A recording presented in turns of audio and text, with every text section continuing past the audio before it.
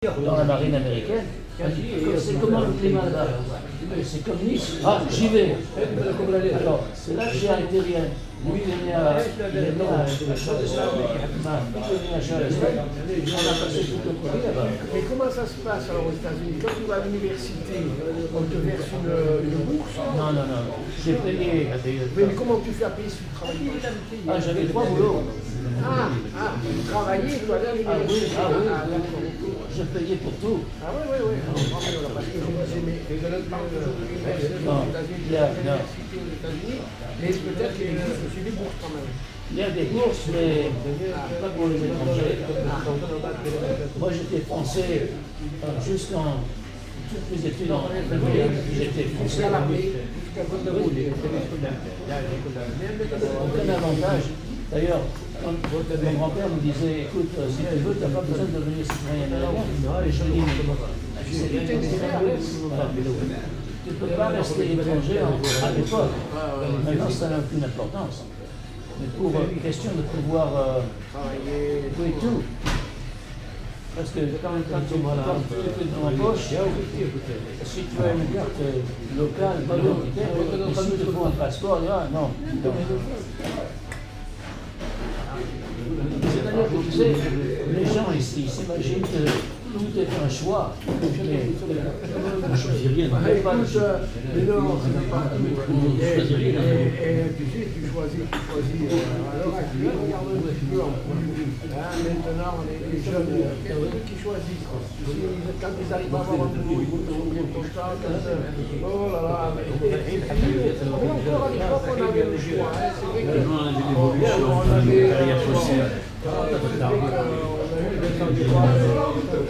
mais maintenant, alors, les jeunes, ils gardent moi, je suis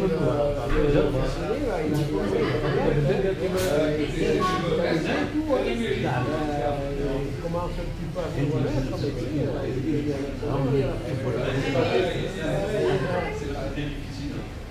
Salut Christian. Bien. Bonjour. Ça va bien, tous. C'est le mari de la serveuse. Donc, ça devient dur. Là-bas, quand j'arrive, vous avez le choix. Ah oui, quel choix? Ah oui, vous pouvez faire ça. C'est votre choix. Mais un choix, ça veut dire que vous avez plusieurs. Ah non, c'est ça. Pas d'alternative. Alors, et puis à l'époque, parce que j'étais entre deux eaux, moi. J'étais entre la Guinée et la France. Et mon père était vraiment con. Parce qu'après 3 ans là-bas, il a cassé tout le lien avec la France.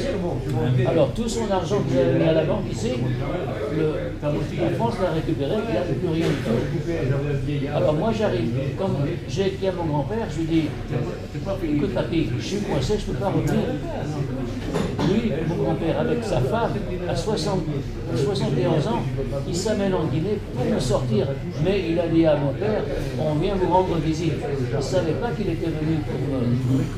Alors il arrive là-bas, mais alors c'est incroyable, parce que il va à l'ambassade de France à Conakry et il parle à l'ambassadeur, j'étais là avec lui. Alors il dit, mon petit fils, je le ramène en France. Alors l'ambassadeur lui dit, écoutez, laissez-moi, Jean-Claude Mousset. Ah non, non, non, on ne peut pas signer pour lui. Comment ça, pourquoi? Pas de visa, pourquoi? Il est guinéen. Ma marâtre, la troisième femme de mon père, m'avait fait guinéen sans me le dire. Et elle m'avait fait joindre le Parti communiste sans me le dire, je ne savais rien. Alors, l'ambassadeur, il dit, il ne peut pas revenir en France. Alors mon grand-père lui dit, écoutez, monsieur, je ne sais pas quoi, il dit, vous ne voulez pas laisser mon petit-fils revenir avec moi? Demain, vous trouvez mon corps dans le port. Et il y aura une bonne lettre à votre sujet. Il se lève, il sort. L'ambassadeur, il court, il dit, revenez, on va en parler. Alors ils m'ont fait ils m'ont fait un visa. Ça suffisait. Oui, le visa, hein, il ne montrait pas trop de gens. On a pris le dernier avion du quitté Conakry, parce que c'était un Ilyushin, un avion russe, piloté par des Grecs. 3 fois pour bouger, il a presque atterri au-dessus d'un TWA. Alors ils ont dit, c'est fini, plus d'avion de Guinée. On a pris le dernier. Tu vois un peu là, les péripéties. Pour moi, c'est les péripéties avec l'Afrique. Et nous, c'est les. Mais tu as les souvenirs. Tandis que nous, nos péripéties, on ne les a pas connues. On les a subies, on les a vécues, mais on ne les a pas connues. Parce que nous, c'était la guerre. Pendant la guerre. Lui, il a failli mourir. Quand ils ont essayé de passer par la Sicile, elle était gelée, ils l'ont réchauffée devant Ma grand-mère voulait qu'on me laisse dans la neige éternelle. Moi, quand on a passé les Ça, c'est la grande confection. Pourquoi ils ont fait sauter tous les ponts? Les Américains et les Anglais qui ont bloqué l'armée allemande, qui était nourrie par la gare était sécessionniste, c'était le centre de distribution de l'alimentaire. C'était pour empêcher que les Allemands... De tous les envahisseurs. Mais non, qu'ils puissent se distribuer. Ici, c'est une époque. C'est plus grand que la gare de Nice, la gare de Brest. La surface au sol. Ah ouais? C'est immense. Et là, les Américains sont arrivés au Pôle Saint-Jean. Quand il y a eu la Provence. Et de l'autre côté, il y avait le département en Italie et les troupes américaines, anglaises, françaises, des Alliés pour monter l'Italie. Les Allemands qui étaient ici, qu'est-ce qu'ils ont fait? Ils ont dit, quand ils sont arrivés là-haut, ils sont revenus vivre, il y avait toutes les réserves de la seconde armée italienne dans les hangars que les Prévois avaient pillés, qu'ils ont ramenés en France. Un film même, c'est dommage. Et donc, c'est la résistance allemande qui a été restée. Il y a eu les derniers combats à l'Éthiopie, malheureusement, parce que De Gaulle a dit qu'il faut que tous les soldats français soient libérés par les Français. Ils ont livré des batailles et les Allemands, ils ont voulu être tranquilles, ils ne voulaient pas avoir de résistants. Alors qu'est-ce qu'ils ont fait? Ils ont évacué toute la population. Toute la population. Mais il y a beaucoup de choses dont on ne parle pas. Hein. Et les gens qui étaient dans les campagnes, environnantes comme nous, on était à la campagne, on n'est pas partis quand ils ont évacué les villages parce qu'on était là. Mais après, les Allemands sont arrivés et ils ont dit, premièrement, ils ont tout pillé, ils ont pris tous les lacs qu'il y avait à la campagne occupée, ils ont tout pillé, ils ont pris là, ils ont pris, ils sont partis. Enfin bref, il y a eu chose à manger, ils ont dit, ah oui, alors, on est descendu, on a changé de quartier, on a été à Bancao, de Bancao, après là c'est pareil, les Allemands ils sont arrivés, ils ont tout fait, ils ont tué un mec, et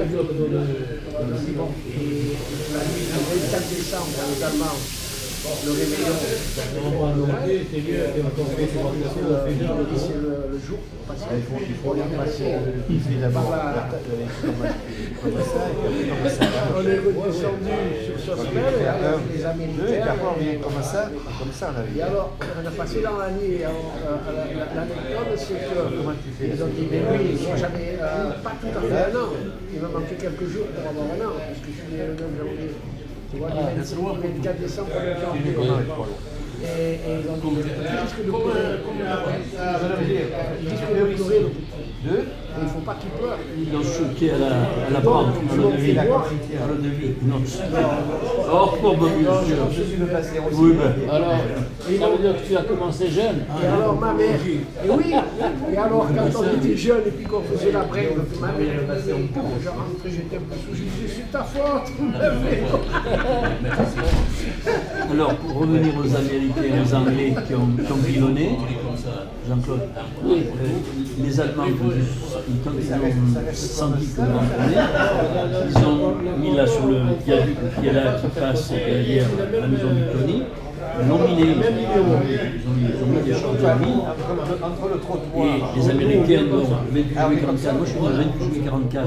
Et les Américains et les Anglais donc, ont pilonné pour couper les ponts, pour casser, si tu veux, la distribution. Ma mère, elle a eu peur, elle m'a dit, elle me fait 28 juillet 44. Matin, c'est la nuit. C'est mon père qui m'a fait une bomberie, parce qu'il était berger. Et le docteur Estelle, peut-être ça a été quelque chose, c'était le son docteur de l'époque, le docteur Estelle est monté une semaine après me voir. Il parle que je Alors il a dit à mon père, mais qui c'est qui crie comme ça? Mais c'est celui qui est né là, le père. Ah bon? Ah bon? Alors lui il est sauvé, pas de soucis, je sais. Quelque chose à manger, une semaine là-haut, enfermé, sans manger, il mangeait plus. Il ne pouvait pas sortir parce qu'il y avait les amants. Il avait peur que les amants soient encore là. Une semaine après, il m'a refait une bomberie. Et après, j'ai fait partie le convoi qui est ici de passer le passeur. Pour empêcher les bébés de pleurer, leur donner Oui, à lui. épinards. Il y a une chose qui ne va pas changer. Attention, il en suquait. Là, je mets le poteau, j'ai eu le foie tout en malade. Mais c'est des histoires. Mais quand on était jeune, on ne savait pas ça. Quand on avait 15 ans, 20 ans. Parce que mes parents n'ont jamais parlé. No, but when he was a baby, and the Germans were around here, they wanted to know where the babies were. I mean, they were hiding from the Germans. And when they were hiding him as a baby. And they said, they were saying, you cannot let the baby cry. So they would feed him alcohol, knock him out. So so I told him, you started pretty young. Alcoholic. But it made his liver very weak. C'est peut-être pas ça, mais bon. On ne sait jamais. Hein. Enfin, c'est pas naturel qu'un bébé reçoive de la Alors, moi, 4-5 mois quand je suis arrivé, le train donc, après est monté, ils sont partis de terrain, ils ont été pris en charge en Suisse par la Croix-Rouge. Et il y a un jeune infirmier à l'époque qui nous a dépouillés comme j'ai dit. On est passé, parce que ça faisait des mois qu'on n'était pas lavé, comme ceci, comme cela, voire 5, 6, 7 mois, je ne sais pas quel mois. Et un jour, mon père est opéré de la hanche. Il est hospitalisé à Nice, à la clinique Saint-Antoine. Et ma mère dit, ben oui, on est à Breil-sur-Roya, c'est un peu loin, tout ça. Le directeur de clinique dit, Breil-sur-Roya, oui, ben alors, ça me rappelle des vieux souvenirs. J'étais infirmier à la Croix-Rouge et en Suisse, j'avais accueilli les Brillois. Et alors, ma mère me raconte, après, mes parents me racontent, que moi, j'étais plein de j'avais le crâne complètement auréolé de fissures et de tout.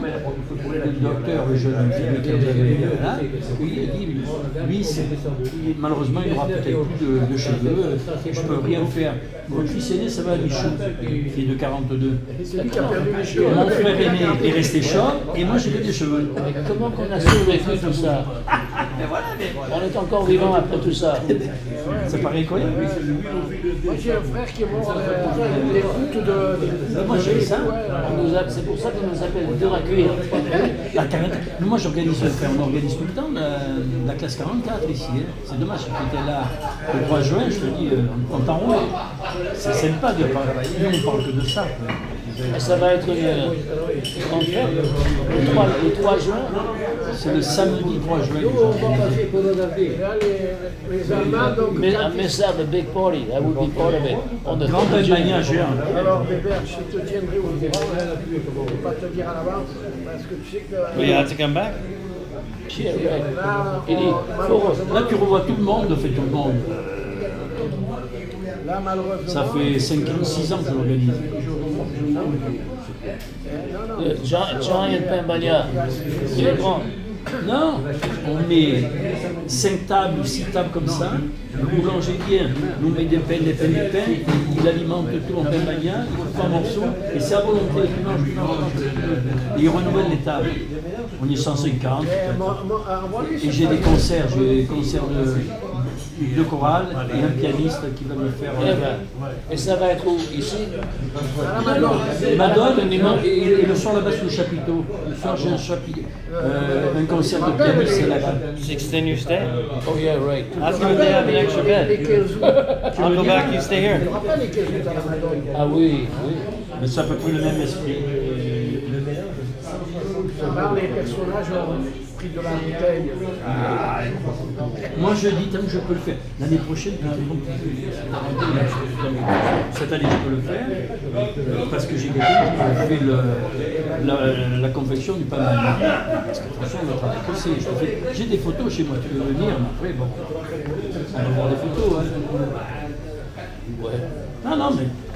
Si j'avais su ça, j'aurais pu venir avec. Tu aurais pu décaler. J'ai choisi le début mai pour éviter les touristes. Tell them to put together a party for Friday or Saturday night. This weekend. Là, Coming tu n'as up. pas eu de pour parce que tu es tombé dans une période où vraiment. C'est pas beau, hein, c'est Do a get together dinner this Friday or Saturday night. What about it? Ask them to do a get together dinner this Friday or Saturday night with all the friends. Et ça a marché le truc de Mado là. Ask them if they think that we could do it.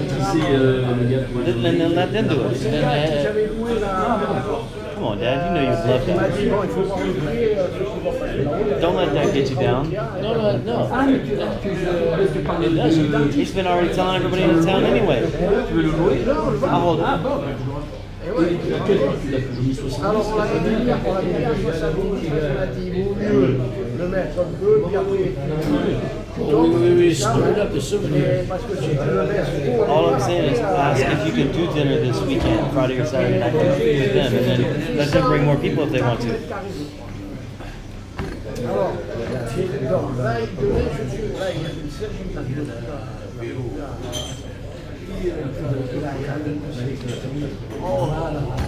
alors, il a fait la garde de